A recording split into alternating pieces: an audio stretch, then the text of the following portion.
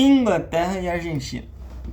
Só sobrou a Inglaterra e geralmente não sobra nada. E... Cara, são 2h30 da tarde. Falta algum tempo pro jogo, ainda quero tirar uma sonequinha. Então vou tentar ser breve, até porque meus vídeos estão ficando numa média de meia hora. O que eu não sei se é bom para retenção de views. Fazendo um retrospecto rápido do que eu me lembro, assim, eu fiz um apanhado já. Inclusive, eu lembrei do jogador que eu queria dar um pequeno destaque no último jogo da Argentina, que foi o Flaco Lopes. Ele que deu assistência pro Álvares. Só um adendo, só um parênteses no vídeo passado. Cara, a Inglaterra e a Argentina não são times que estão sendo contundentes nos seus resultados, como a gente vai ver aqui agora, mas são times que jogam relativamente bonito. É um estilo que me agrada muito mais do que o estilo da Espanha, que já está na final. Como eu alertei no vídeo passado, temos uma possibilidade terrível de termos a pior final em que ou o Messi ganha ou o Yamal ganha. E nisso o futebol perde. Mas não é nem repetindo a piada, é a realidade. Isso é real, não é nem piada. Cara, a Inglaterra começou jogando contra o Congo, um jogo bem mais difícil do que era o esperado, né? Tava se esperando um amasso, o Congo veio, quis jogar a bola, mas a Inglaterra saiu com 2-1. Não lembro se tinha alguém expulso. Mas no México teve um expulso da Inglaterra, mas pro finalzinho Não, caraca, é verdade. Teve um expulso da Inglaterra, tipo assim, mudou o jogo e tal, mas a Inglaterra conseguiu manter o seu bom jogo. 3-2, um jogo difícil também, cara, um caminho difícil. Porque o Congo, apesar de ser uma seleção africana, mostrou muita força nessa Copa do Mundo. Mostrou que podia bater de frente, tentar bater de frente com grandes seleções. E a Inglaterra, com muita qualidade, conseguiu passar, mas com dificuldades, com suas dificuldades, né? Inclusive contra a Noruega, né, 2-1 na prorrogação.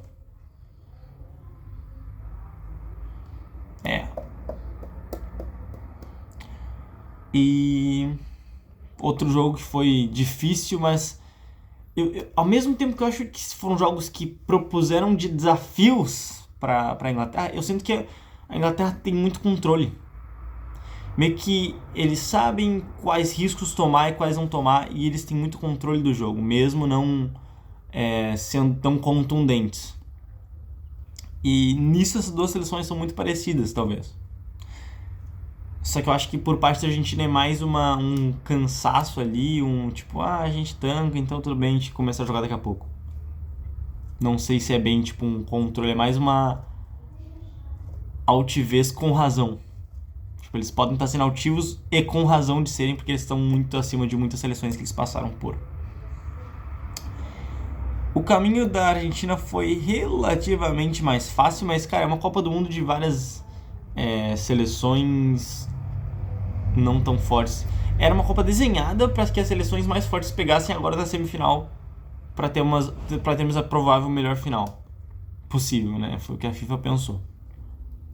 O chaveamento não permitia que as 4 melhores seleções se encontrassem antes da semifinal, e foi o que aconteceu. Preveram muito bem. Cara, começa com Cabo Verde, né? Cabo Verde contra a Argentina, um 3-2 para a Argentina. Um jogo heróico, né, das seleções africanas nessa Copa, com toda certeza. Cara, contra Cabo Verde eu vou dizer só que foi heróico. Contra o Egito também um 3-2 roubado, garfado, foram garfadas. E esse 3-2 aqui contra o Egito foi assim, passaram a perna no Egito.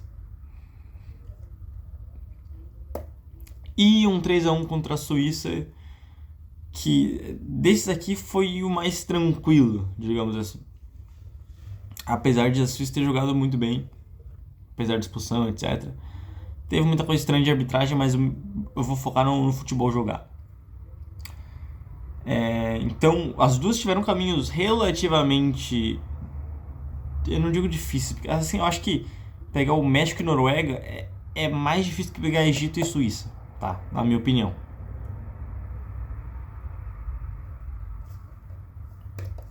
Então, mas foram caminhos interessantes que eles fizeram.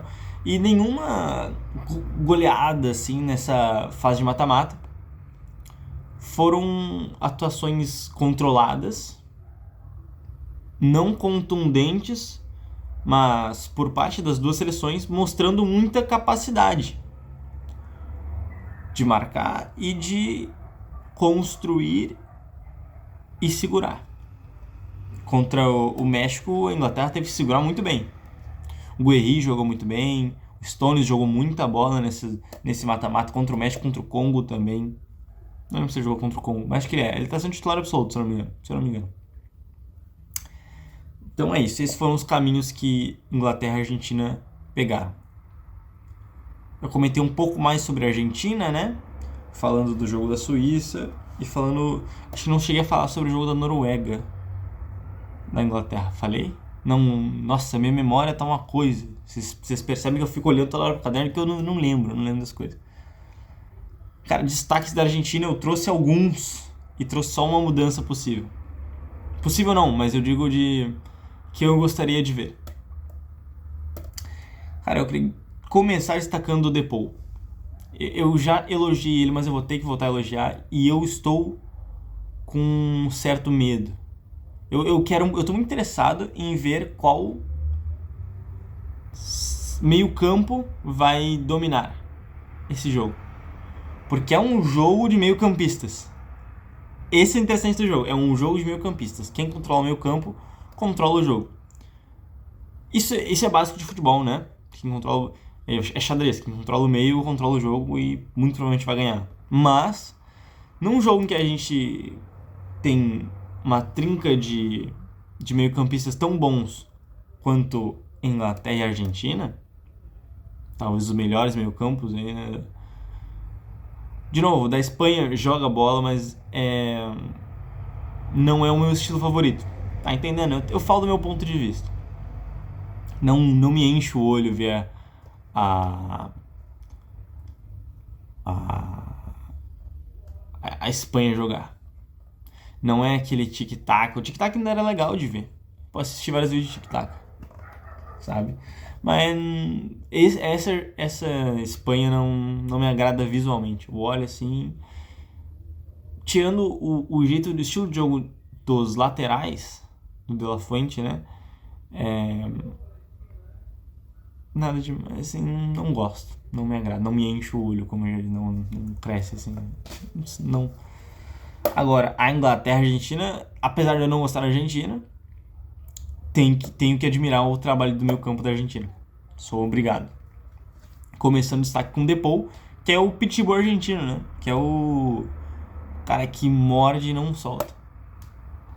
E, cara, que nem eu falei no vídeo passado, ele sabe a hora de se jogar no chão, sabe a hora de cavar falta, sabe a hora de fazer a falta necessária, sabe a hora de jogar a bola no pé e jogar bonito. E ele sabe jogar com a bola no pé.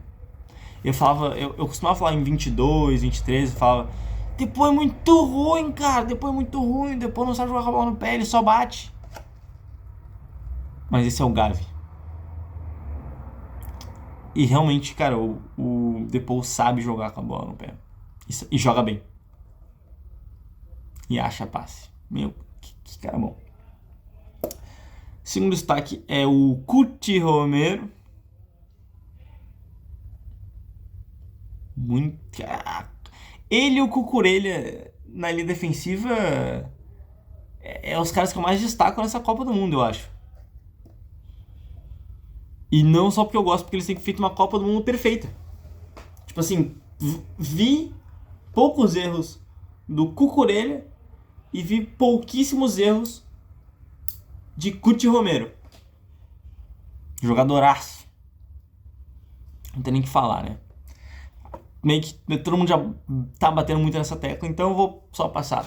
Cara, jogadoraço. Paredes foi uma mudança que o Scaloni fez, né, no time titular do último jogo contra a Suíça, e ele foi um meio-campista muito sólido. ele fez um trabalho muito sólido no meio campo, né, junto com o Depou, junto com o McAllister e o Enzo Fernandes. Mesmo o Enzo Fernandes tendo feito um jogo bem abaixo do nível dele. O Paredes, ele foi o volante ali, né? O Enzo fazendo o segundo volante, mas o Paredes de primeiro volante e jogou muito bem, eu gosto muito do Paredes, mas eu gostei de ver ele jogar hoje. Eu não lembro quem que tava antes ou se era um outro, eu não vou lembrar agora de cabeça, mas o Scaloni deve voltar com uma escalação parecida com os destaques que eu tô falando aqui. É muita coisa pra mudar na escaloneta, cara. É muito difícil mudar alguma coisa na escaloneta. Todo mundo faz seu papel muito bem. E o Messi é o Messi. Ele não tem papel, ele é o Messi. Ele não precisa marcar, ele não precisa nem correr pra frente, nem pra trás. Ele é o Messi. E o meu último semi-destaque é o Álvares, porque ele mostrou muita capacidade de decisão continuando no jogo. Falei, ele tava mal, foi lá e fez um golaço. Então, muito provável que ele vá começar de novo. Apesar do jogo ruim dele. Ele fez um jogo ruim e fez um gol. Então, cara, é um destaque. Com certeza é um destaque desse time do Scaloni. Agora, as mudanças que eu proponho é justamente no lugar do Álvares. Cara, o Almada entrou muito bem, cara. O Almada entrou associando com o Messi, fazendo o Messi... Caraca, tem alguém jogando aqui. Vou ter que correr, vou ter que... Não. Ele acordou o Messi. O Almada deu uma acordada no Messi, tá ligado? E o Almada tem um drible só e esse drible meio que deu uma ferrada legal com a Suíça, cara. Deixou a Suíça perdida e meio que nessa pressão muito melhor que fez o Almada, nessa movimentação ali na área que o Almada fez, meio que deu uma acordada em todo mundo, incluindo o Messi, e gerou o terceiro gol praticamente. Não dos pés dele, né, mas ele... O jeito que ele entrou em campo, cara, deu uma acordada em todo mundo e gerou o terceiro gol. Eu colocaria o Almada ou no lugar do Álvares, como um segundo atacante, mais que ele pode fechar pelas laterais, né, eu não digo nem pelo meio, porque ele é mais um ala, né? Ele pode fazer a ala ali. Ou na do Enzo. Então deixa o Álvares mais à frente, né? Ele vai voltar mais ou menos na dele. E bota o Almada de meia criativo junto com o McAllister no lugar do Enzo. Não sei. É a minha ideia. O Scaloni vai ter essa genialidade toda que eu tenho? Não sei, né? Não tem níveis pra isso aí. Bom, destaques da Inglaterra, também trouxe alguns. Começando por outro jogador que eu já tinha falado muito, o Elliot Anderson. Que jogadoraço. Muito provável que vai ser titular absoluto. Muito difícil ele sair. Espero que não deem amarelo pra ele cedo, como fizeram com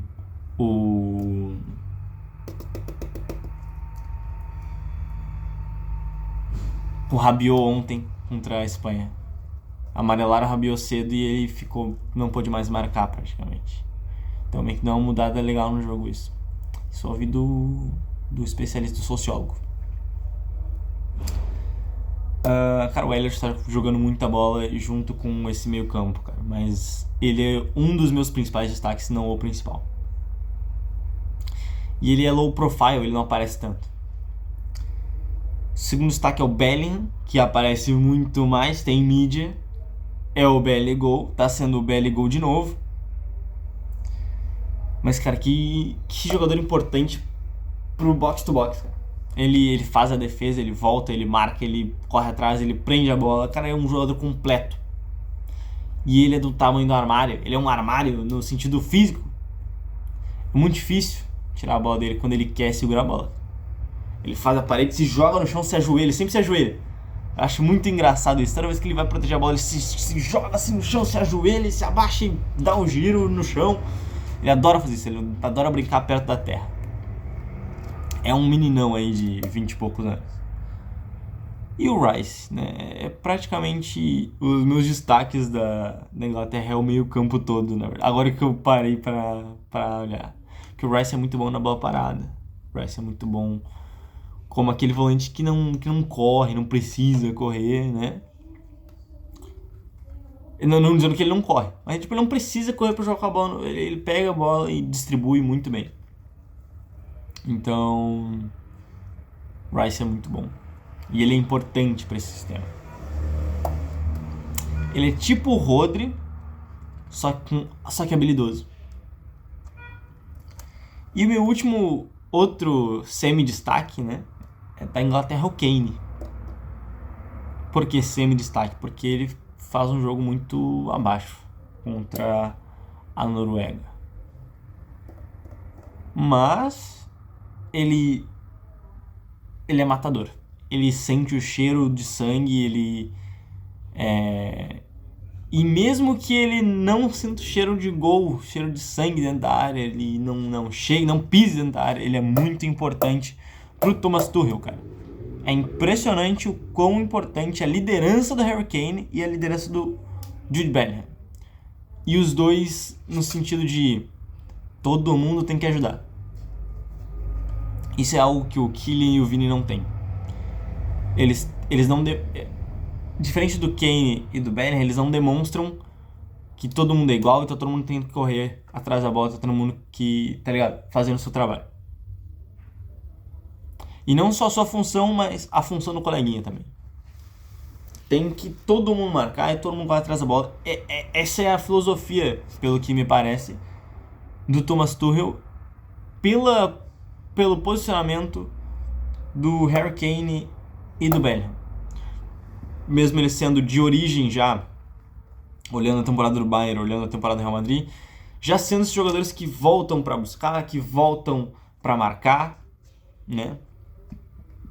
Eu lembro de um lance muito nítido assim na minha cabeça, do Harry Kane.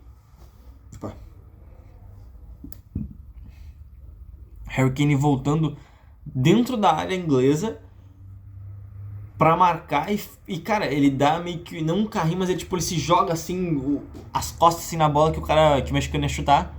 E ele praticamente, cara, de zagueiro. De zagueirão, Harry Kane. Então, cara, esses são os meus destaques pra Inglaterra. Agora as mudanças tem muitas. São 4 mudanças que eu proponho, incluindo no lugar do Kane. Eu elogio, mas eu falo que tem que tirar. Essa é boa, né? Elogio o Álvares e digo, tem que tirar o Álvares. Eu não digo que tem que, mas são possibilidades, sugestões. Até quando eu fiz a quadro de mudanças, né? No jogo passado com a França, eu falei, cara, provável que isso não vai acontecer, mas seria bom se ele entrasse no segundo tempo. E quem seria bom que entrasse no segundo tempo, pensando que talvez a gente precise de mais mobilidade no ataque e precise de mais poderio, eu colocaria o Watkins. Ele é bom jogador, ele entra, gosta de fazer gol. Ele é o Endrick inglês. Eu já falei isso, né? Ele é o Endrick inglês. Ele é bom, tá? Eu não boto a mão no fogo por ele, mas é provável que ele entre e faça gol, se ele entrar. Entendeu?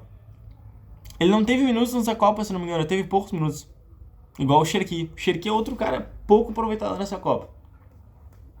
É como o Harry Kane é muito titular, é muito absoluto nesse time, é difícil botar o Watkins no lugar. Mas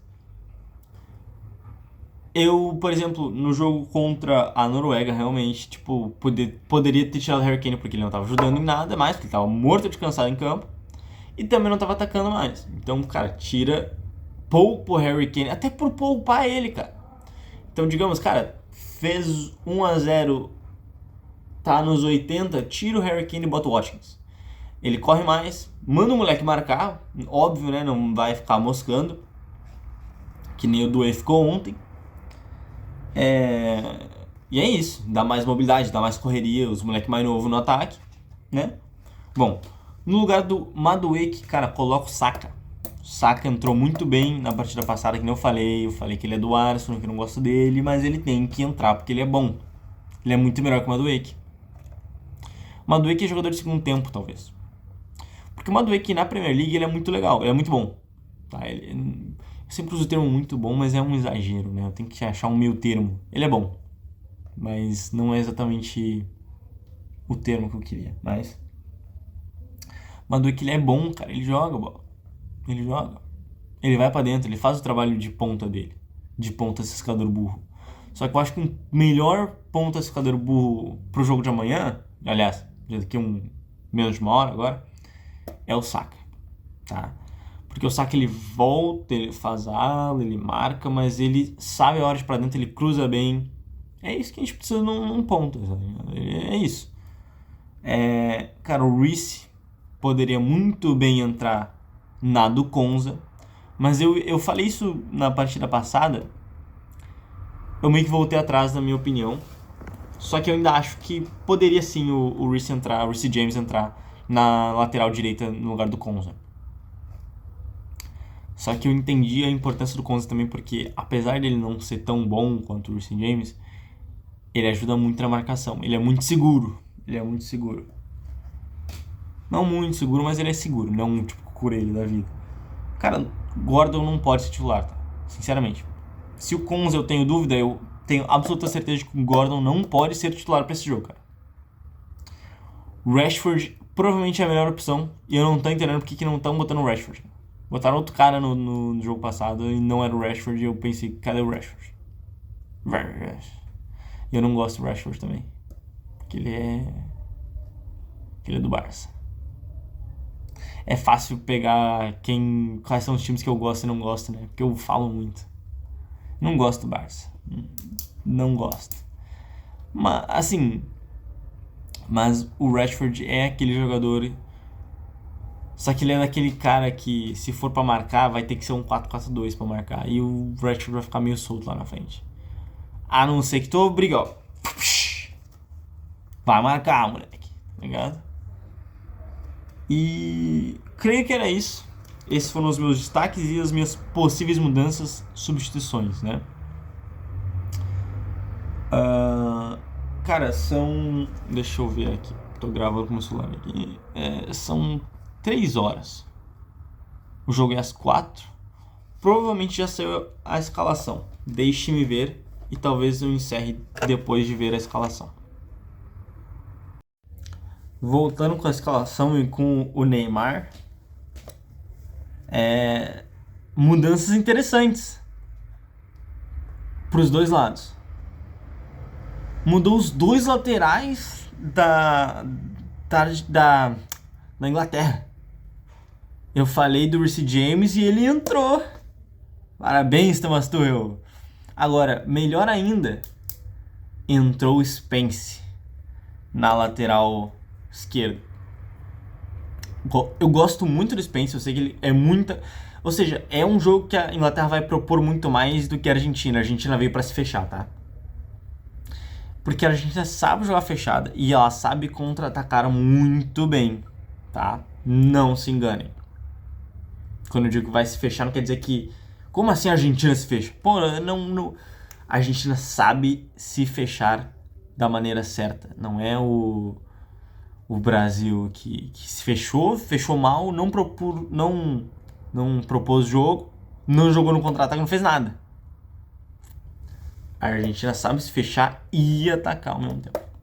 Né, Neymar? Deixa eu ver aqui porque me distrai, ele é muito bonito. Cara, Reece James e Spence, eles estão ali pra dar aquela... pra dobrar com os pontas. Que talvez funcione. O Madueke saiu, mas entrou no lugar dele o Morgan Rogers.